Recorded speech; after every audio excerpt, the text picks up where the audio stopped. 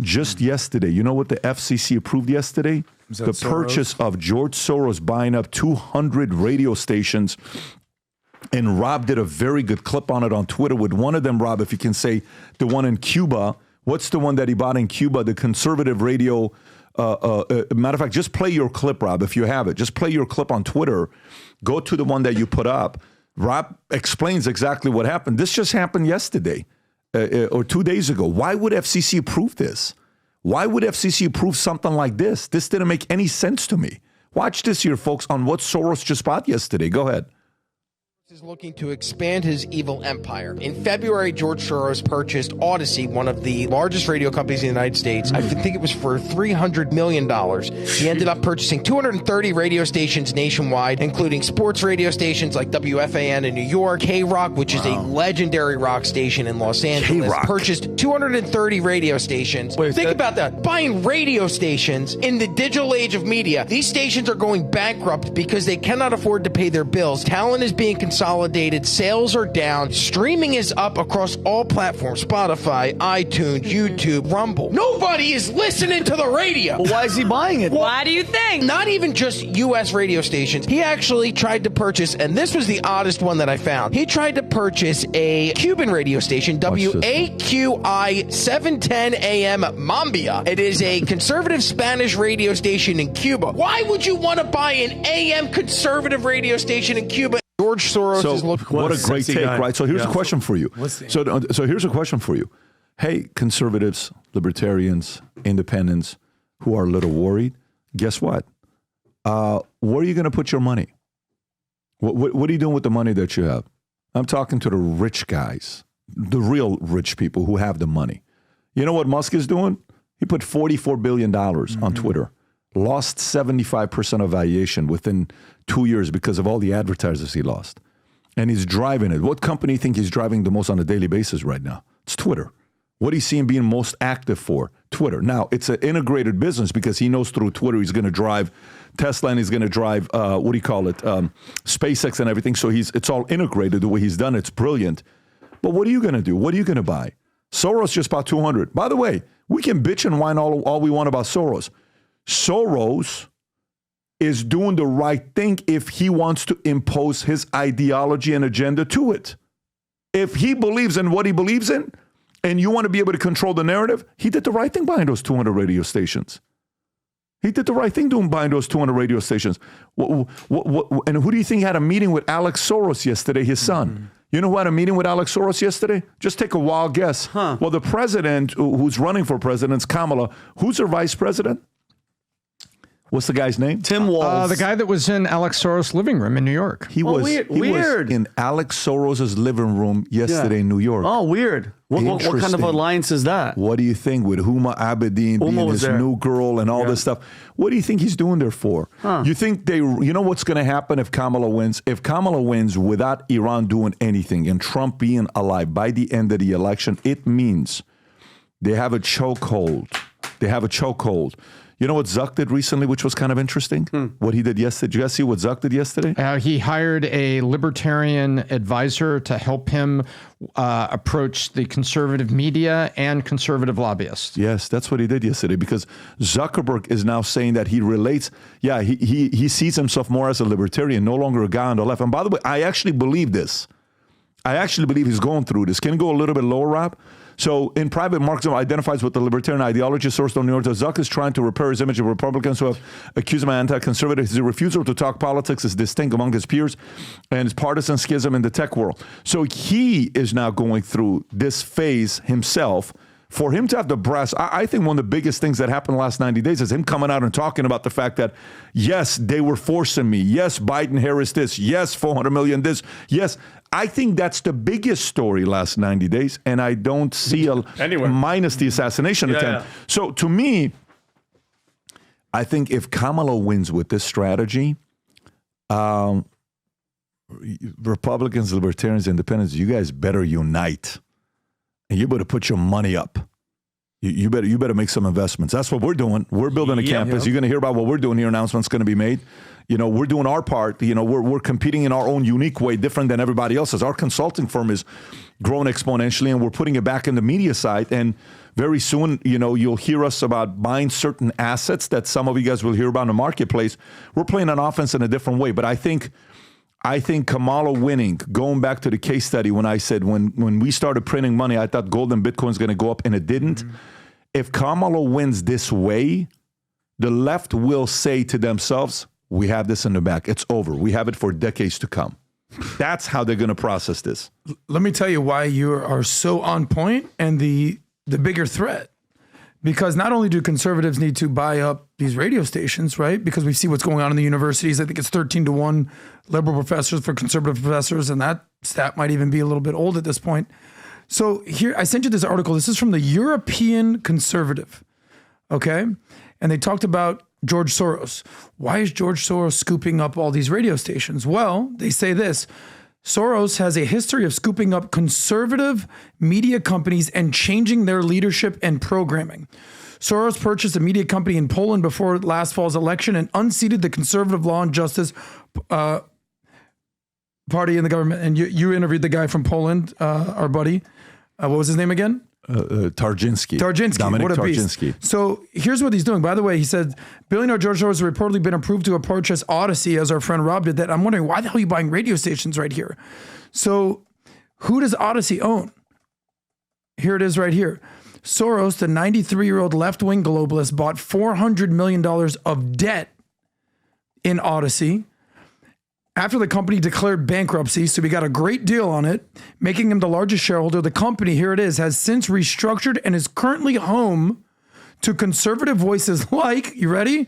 Sean Hannity, Mark Levin, and Glenn Beck. So all these guys, some of the biggest conservative voices in the country, are on the platform of Odyssey. So who's Glenn Beck's new boss?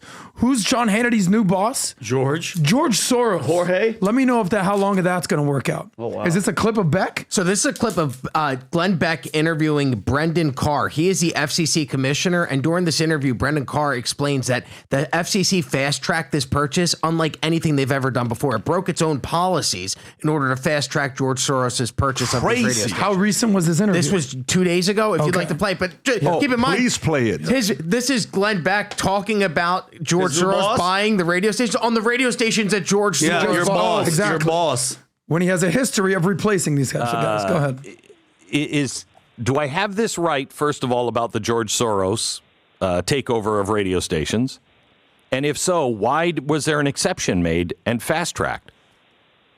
Well, as you know, the New York Post has a story out last week, or actually yesterday, that says that the FCC last week adopted an order that effectively fast-tracks Soros's purchase of these 200 radio stations. And I haven't commented on that publicly, because the fact is the FCC hasn't released a final decision to the public yet. But the reporting is that we adopted it last week in a 3-2 vote. I've been outspoken on this particular issue for the reasons that you talked about. We have a very clear process at the FCC that we've set up that could take 6 months, could take a year to go through to review the foreign ownership at issue here. But for reasons that are not sort of plain to me, the FCC commission, for the very first time ever, has skipped that process for the benefit of this Soros-backed group. And I'll sort of let people draw their own conclusions about it. But it's an unprecedented decision for the commission. Never happened before. Yeah.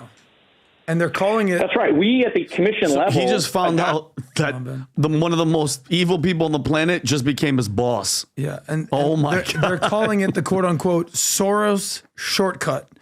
And here's another thing. We talk about monopolies here all the time. Right? If you own 50% of a marketplace, right? Is that the number, Pat? 50% of a market share? Under the Federal Communications Act, no radio station license can be held by a corporation with more than 25% foreign ownership. The Soros Group has acknowledged that the level of foreign ownership of Odyssey, which they just bought, will definitely exceed that. and they still requested that the FCC expedite the approval of the application for ownership to ready, quote unquote, allow them more time to quickly realize their ownership interests and take the reins in these hundreds of local radio stations across the country. This is how much I feel bad for conservatives. Yep. This is how much I feel bad for you. You see this?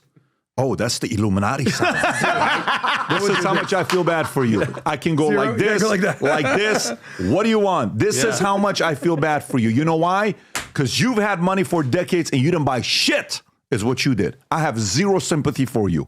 Zero sympathy for you. You had all this money and you didn't buy nothing. You sat on your asses while these guys bought it. And now you have to sit there and eat everything they're feeding you and your kids. Everything. You had the money. You lost public schools. You lost the media. You lost Hollywood. You lost all of that. You lost consulting firms. Every one of the major consulting firms in America, McKinsey, DEI, ESG, BCG, DEI, ESG, and Ernst & Young, DEI, ESG, Gartner, DEI, ESG. Hey, let us make your company have a higher DEI bullshit score. Yes, you screwed up. What are you going to do now? You upset?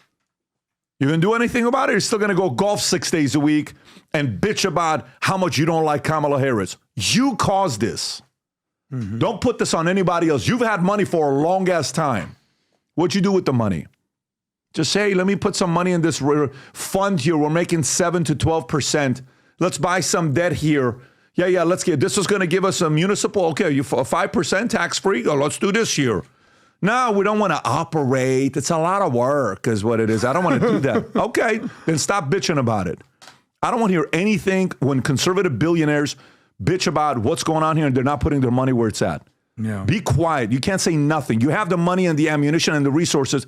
Either do something about it or sit your ass on the sidelines and say nothing. Nothing. Let your money get to work. Support some of these guys out there. If it's DW, give them $1 billion, give them $500 million. If it's another guy that you see, if it's someone that's starting something new, go support them. Mm-hmm. My feedback, because it's gonna get worse. Because the other side understands they have your kids. Public schools, 95% of the teachers are on the left. They have your kids for 12 years. You know how long that is? Long ass time. Then when you go to universities, they still have your kids. Mm-hmm. Okay. Then when they watch TV, they still have your kids. Hollywood. Then they watch YouTube, they still have your kids. Then when they go on Google, they still have your kids. Then when they go to ChatGPT, they still have your kids. Everywhere you go, they have your kids. So if this case study proves that she wins, and by the way, this is not a 5-year fix. This is a 20-year fix. So whatever we do now, you won't be able to fix it till 2044. It's a long-term fix. We're going on a 40-year run, Valuetainment. Okay, you know what's crazy? I'm sitting here because an interview is coming out. I'm going to be on the cover of Jet Set magazine that's coming out here at every private airport. 75,000 copies are going to be everywhere. Sick. They just sent me the picture of what it's going to. I'll show it once it's finalized. I'll show it to you guys on what the cover of the magazine is going to be. This is what it's going to be, by the way, Adam. I don't know if you've seen it or not. This is. McGregor? So at all the private airports, this is where. Where you at, PBD? I'm not next month. That's not out there yet. Next month. But and they're talking about what you guys are doing, all this other stuff. You know what it made me think about? Here's what it made me think about. It made me think about, like, right now we're getting 500 to 3,000 resumes on a weekly basis. Mm-hmm. A bad week, 500 resumes of people saying, "I want to work at Valuetainment." Wow. Big week, 3,000 resume. Tom is sitting right next to you. Our HR reports to Tom, okay? And we're playing ball. We're going long term. We're going to play ball. We're going to have our own thing that we're doing. I would encourage others to realize either put the money and give it to someone to work, either invest and you go operate it. And if you have the money and you do neither, just go golf and don't say nothing, because you're just as guilty if you don't do anything with it. My opinion. Yeah. I don't have the right there and sit and bitch about something when I'm not willing to do anything about it. If you don't have money, find a way to give back. If you have money, invest into something. And if you're a good operator, you're a good leader, you have the good brains, you're a good developer, you know you're smart. You know you are. Get in the freaking arena. Well, I'm 55 years old and I'm rich, I'm retired. Bullshit, go on a 15-year run. You're going to live till 85. What a miserable life to live, to just golf 5-6 days a week. Get in the ring. Get in the ring. This is not the time to sit on the sidelines. I have guys that are in their 30s wanting to retire. Like, what are you even talking about? Like, I don't understand that logic at all for some people. This is a very important time in the history of America. This is a real war that's taking place. They're trying to brainwash your kids and take them away from you. They're trying to brainwash that America's a bad country. They're trying to brainwash, and some people are starting to believe that. I'm not okay with that. And again, excuse my directness.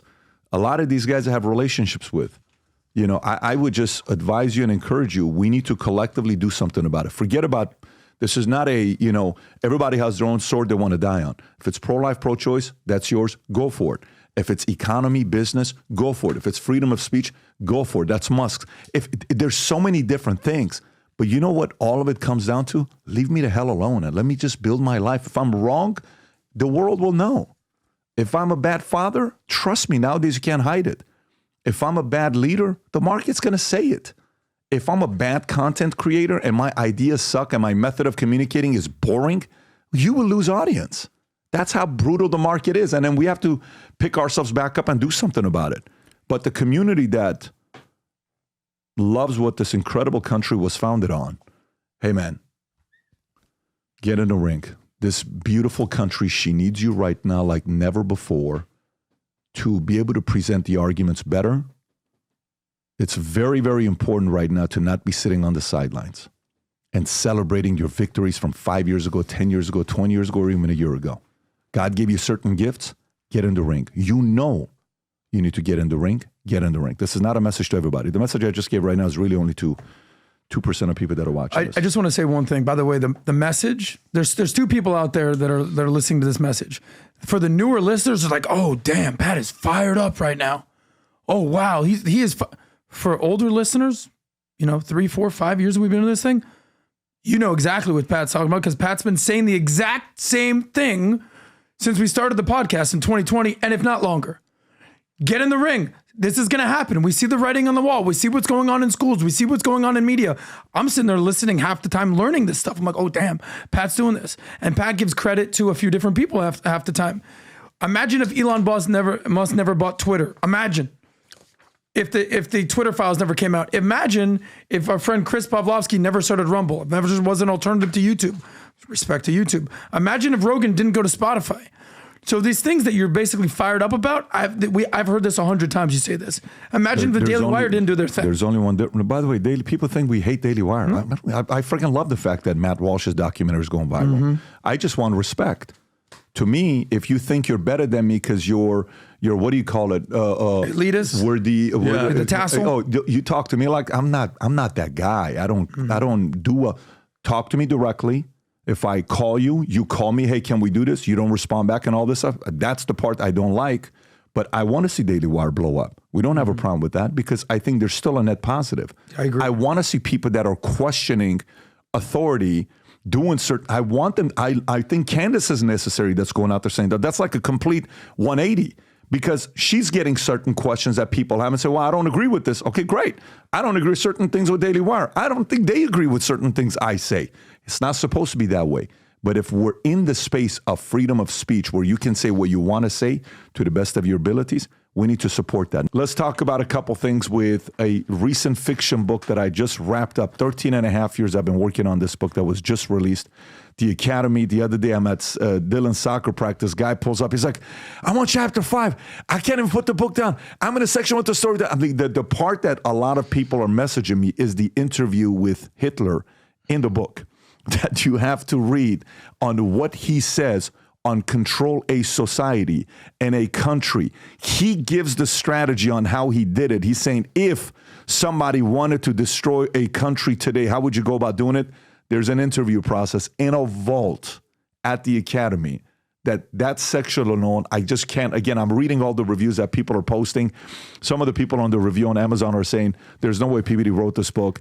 How could he write a book like this with fiction? His background is a business. You have no idea how big of a compliment that is for me. I appreciate it when you say stuff like that because the people that have been with me for 13 and a half years know how many times I asked them to read this book. How many times? Look at Tom Smallon and say, Tom, in the last, be honest, how many times have I asked you to read this book? I think you've asked me at least 10 times during various. It's like, I have an idea. Take a look at this early draft. And it was an outline and 3 great chapters and an outline. And then I read it when it was full. Then you adopted this, you adopted that. It kept evolving like a great product. It's exciting. I mean, it's exciting when you go through, but here's what it is, guys. Some of you guys were asking about the books being available. Of course, you can buy it on Amazon, but the autographed, signed copies, we have limited amount because we couldn't get that many from our publisher. There's a limited amount of 200 copies signed available for you to pick up. You can go to vtmerch.com. Rob, if you could be kind enough to put the link below, guys will have access to the book, The Academy. Cannot wait to have you read it and send me the reviews. So if you like this clip and you want to watch another one, click right here. And if you want to watch the entire podcast, click right here.